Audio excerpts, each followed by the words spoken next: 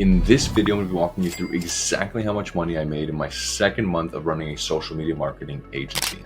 Now, I'm also going to be sharing my key takeaways and lessons learned. That way you can implement them into your company. Now, since this is only my second month running a marketing agency, I'm doing a live raw analytic challenge where I'm taking this company from 0 to 100K per month on YouTube. So if it interests you at all, you want to see me either win or fail, make sure you hit that subscribe button so you can stay up to date. But without further ado, let's just jump straight into things here. So jumping straight into my computer, you can see we've been consistently at $0 a month while we've had this Stripe account created.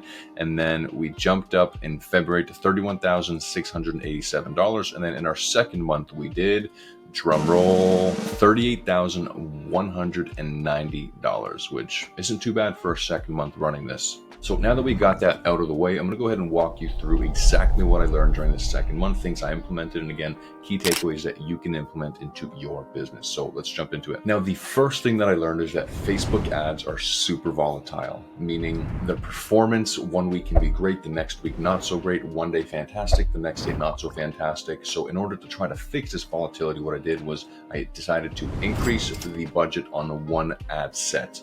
Now, the way you do that is you would simply come into your ads manager, you would scroll over to where your budget is, you would come, you would edit it by 20% every 3 to 5 days. So if this one here is at 50, we would edit it, go to 60, and then in 3 to 5 days, we would take 20% of 60, and then we would increase that as well. So I tried doing this method, which is called vertical scaling, where you take one ad set and you vertically scale the ad budget. But what it did was it completely shat on all of our KPIs. Cost per lead went through the roof, cost per booked appointment went through the roof. So it was not working for us. It actually had a negative effect. The more money we spent, we were actually seeing less calls booked in total, which was quite strange. So in order to fix this, what we did was we started something called horizontal scaling, where we took the same ad, but we changed the hook, which is about the first 5 to 7 seconds of the video, and then we stapled the same body to it, and then gave each video its own ad set. So if you take a look here in my ads manager, we have 1003B, 1003G, 1003C, 1003F, 1003E,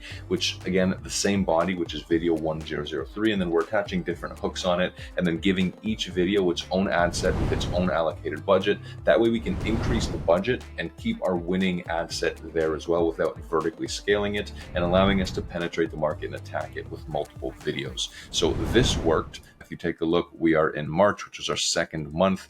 Our average cost per lead, our best one was $19. Average was about 44.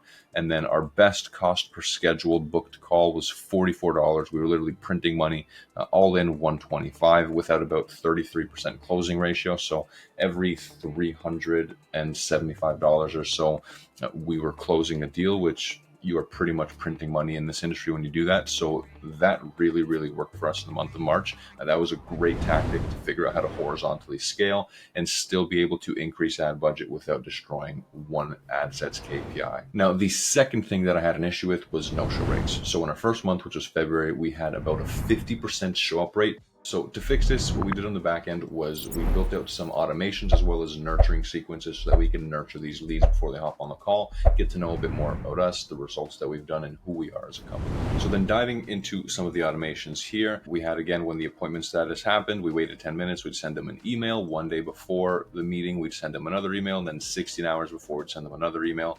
These emails are just a few different wins from some of our past clients. So that really helped just setting the expectations, seeing what's possible. And then the second is we went super robust in the SMS automations where we're actually following up with them and confirming. So as you see here, when someone books an appointment, we send this message here which says, please let me know if this is correct or not so I can mark it as confirmed. I pasted the meeting info below on our end, and then we show them the meeting, which is Monday, 25th, and then the time zone as well, because sometimes people have VPN, so they were scheduling different time zones.